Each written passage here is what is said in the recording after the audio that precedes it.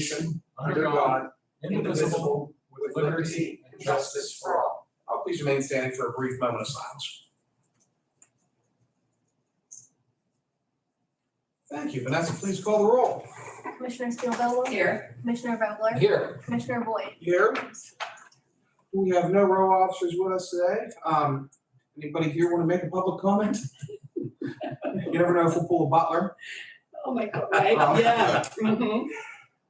Fiscal and contractual. We do have one resolution on the table for consideration to accept or reject repository property 24-903153 in Mahoning Township. I believe this has been approved by the Board of Supervisors and the school board. So both other taxing bodies are in accordance with this this purchase. We'll make this 2023. I guess this will be one. Wow. Selling property, number one. Questions, comments on that? No. I'll take a motion to approve number one. So moved. Second. Motion is second. Is there any further discussion? Hearing none.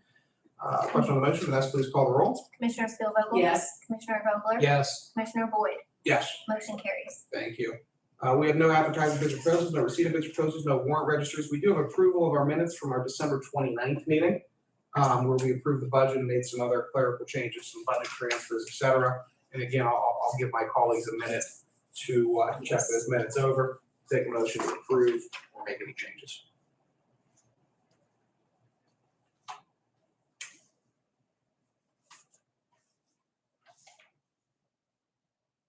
So moved.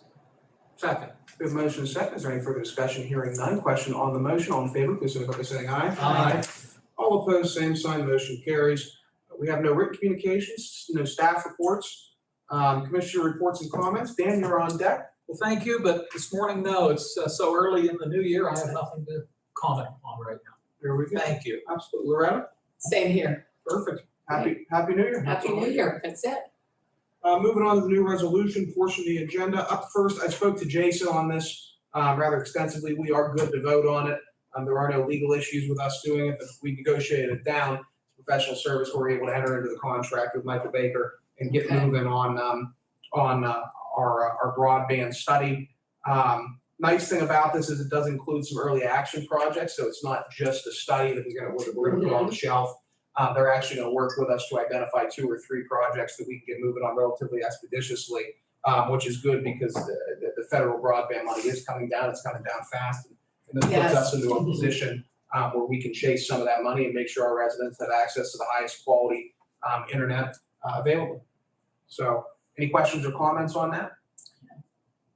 This is a time when I think it's good that we belong to 2 different regional planning commissions, both Southwest and Northwest, because both of those agencies are intimately involved in this matter of broadband expansion coverage.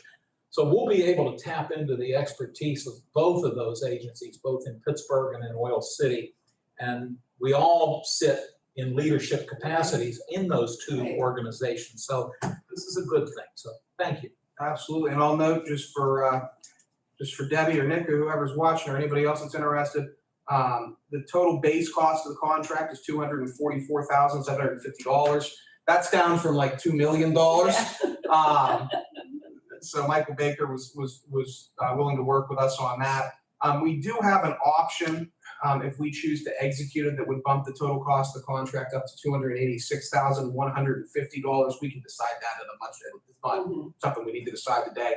But what it does is it allows us to integrate this plan with our GIS mapping systems, which then allows us whenever we, if we're going after projects in 2026, for example, it'll be much easier to compile those projects for grant applications or to go talk to broadband companies about expansion. So that's just an option if we want to exercise it to integrate it with our GIS systems. I'll also note it's being paid for out of American Rescue Plan Act restricted dollars, and this is not going to come out of the general fund tax revenue. Right. So we'll make this number 2. And unless there are any additional questions or comments, I'll take a motion. So moved. Second. We have a motion and a second. Any further discussion? Hearing none. Question on the motion, Vanessa, please call the roll. Commissioner Spielvogel? Yes. Commissioner Vogler? Yes. Commissioner Boyd? Yes. Motion carries. Thank you. I'm glad to get this moving. Michael Baker's done a phenomenal job, not just for the Southwest Commission. They're working with Beaver County. They're working with a number of other counties in Southwest Pennsylvania. They are definitely the right company and the right firm for this job. And now the right price. Yep. Right? Which may be more important. There you go. This resolution 3, we do this, in fact, we've done this every year for the past 3 or 4 years. This time what we're doing is we're just saying for the calendar year 2023 and beyond, the perfect attendance bonus payout is suspended. I will note that this, if this is approved, does not impact payouts that were, granted, we suspended it in 2022 for the non-union guys anyway, so this actually has no bearing whatsoever on payouts. Right. But the general consensus behind this is ever since COVID started, we did sick payouts with the goal of you have certain employees that might not want to come into work one day and they'll just burn a sick day, and you want to avoid that. You want to put in place systems that eliminate that potential. At the same time, the system also incentivizes employees to come into work sick in order to get their perfect attendance bonus. And we saw in COVID the risks associated and the problems associated with incentivizing employees to come into work sick. Those risks outweigh the risks associated with an employee not wanting to come into work one day and just deciding to burn a sick day. We would much rather our employees use their sick days if they're sick, use their sick days if they contract anything from COVID to to the common cold, to the flu, to whatever else they might contract out in the public. And so for the past couple of years now, we've eliminated this on a year-by-year basis. This just eliminates it for non-union employees for 2023 indefinitely. And I'll note this has also been negotiated out of our ASME contract. It's being negotiated out of every other union contract that we're working on right now. Specifically, the detectives and the sheriffs are sort of the closest to the shoot. And then we're working on laborers, or Teamsters are a little bit more intensive negotiations, but it's one of the things that will be negotiated out of the Teamsters contract as well. So questions or comments on that?